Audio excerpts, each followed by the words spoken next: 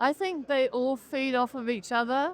I think the semantic web was a very powerful vision, never fully realized because people found it really hard to understand.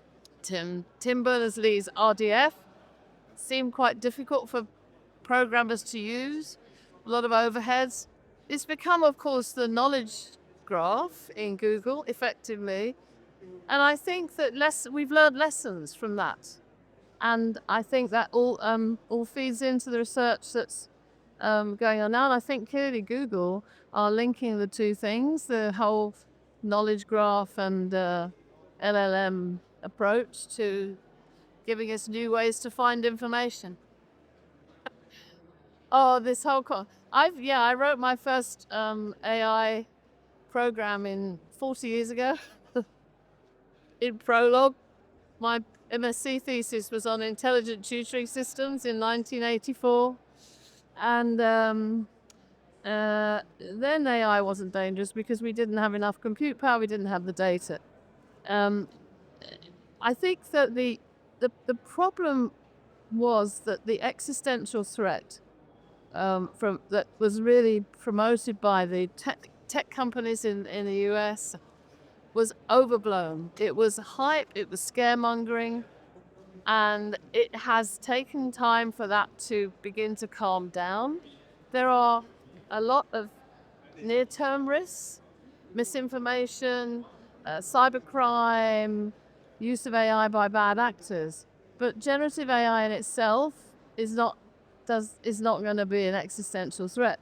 But the thing is, we need to think about when in the future we get more powerful AI technologies, in addition to what we've got now, that could become dangerous if we aren't in control of how they're developed. And I don't mean control like heavy regulation. I mean have some understanding about how we think about safety, who's monitoring things that might get out of control, how are countries working together on this. I was on the UNAI advisory board, and I firmly believe we do need global dialogue about this, including with China, including with China, to think about potential threats for the future, whilst we harness as much as we can the opportunities of AI today. And as I said, the short-term risks, we have to deal with those. I would say read my next book because I'm just writing about that now. But we're picking up on the issue around the geopolitics of the internet we wrote about before, and setting that in the context of AI. So it's an extension of that work. I think that yes, we see fragmentation due to culture and due to the geopolitics, but the underlying technology we share. And in the internet, it was a complete, it is a sharing in that the internet technology is still open, right? The original open technology is still there as the basis. AI has started off as much more separate products. And the original, when the GPT models came out, and then the Gemini models from Google, they were closed.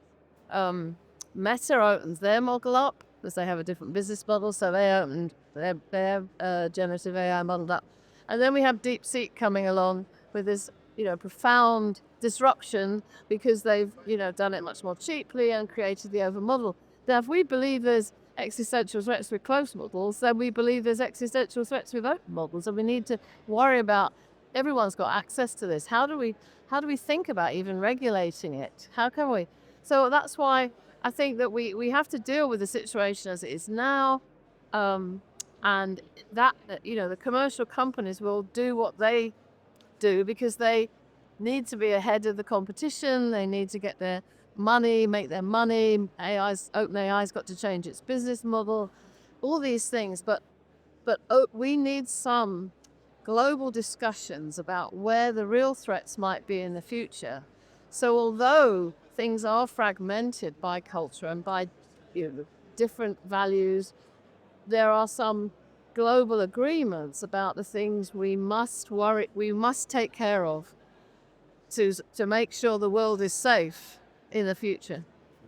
The opening session today, the opening speaker, said that she'd been asked the question, will you need a university in 3 years' time? Well, I make the point a lot that universities have been around a lot longer than any company. I mean, there's a lot of research that says universities are 500 years old. This is a young one, but, you know, I don't see universities getting replaced. AI is not going to be able to teach everything, know everything, um, create. Part of the reason for a university is the social mix as well. So it's all about how we learn to coexist. I really, and of course, more and more things might go virtual, but I don't see. I see the role of professors and well-trained people, well-trained researchers who will go out into industry increasing, not decreasing.